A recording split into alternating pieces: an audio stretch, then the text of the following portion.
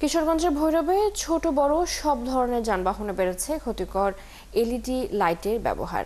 Rickshaw, van কিংবা motorcycle সহ ছোট বড় বিভিন্ন যানবাহনে হেডলাইট হিসেবে ব্যবহার করা হচ্ছে উজ্জ্বল ও সাদা আলোর এই লাইট। এর সরাসরি আলোতে নিয়ন্ত্রণ হারাচ্ছেন চালক, ঘটছে দুর্ঘটনা।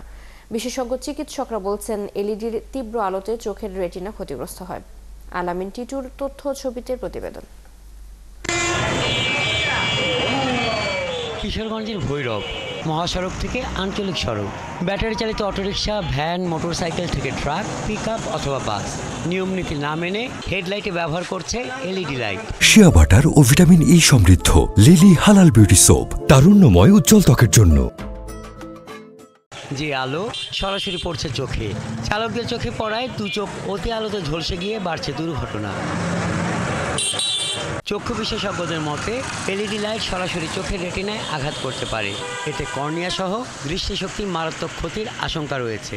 আর স্থানীয়দের মতে রাতের বেলায় যানবাহনের এলইডি হেডলাইটের সাদা আলোয় চলাচলে মারাত্মক সমস্যা হচ্ছে পথচারীদের। বিশেষ করে সাদা লাইটের ফোকাসের কারণে আমাদের একজন ড্রাইভার বা একজন পথযাত্রীর প্রবলেম হয়। আগে ছিল লাল লাইট এবং কালো রং থাকতো, মানে কালো রং নাই, সাদা লাইট বের গেছে ডিজিটাল। এই লাইটে সামনের গাড়িরও সমস্যা, আমার নিজেরও সমস্যা।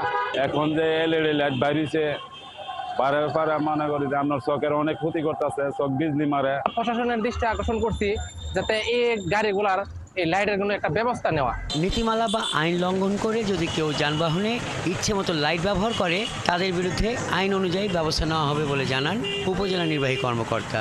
আইনে যে ধরনের স্পেসিফিকেশনের কথা বলা আছে সেটার বাইরে গিয়ে কেউ যদি তার গাড়ির কোনো ধরনের পরিবর্তন করে থাকে, সেক্ষেত্রে আমরা মোবাইল কোর্টের মাধ্যমে এবং আইন শৃঙ্খলা রক্ষাকারীর মাধ্যমে ব্যবস্থা নেব। প্রশাসনের পক্ষ থেকে কোনো পদক্ষেপ না নেওয়ার ফলে যে যার মতো ব্যবহার করছে এমন লাইট জানিয়ে ভুক্তভোগীদের দাবি দ্রুত এই বিষয়ে কঠোর হবে প্রশাসন।